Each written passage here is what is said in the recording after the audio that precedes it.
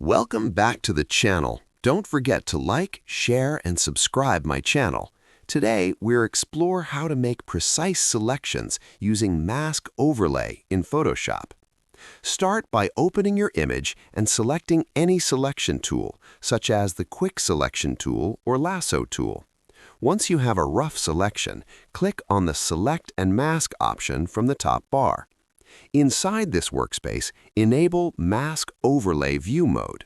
This view highlights masked areas with a colored overlay, making it much easier to see what is selected and what is not.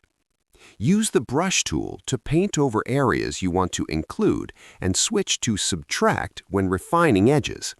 Adjust brush size frequently for better control.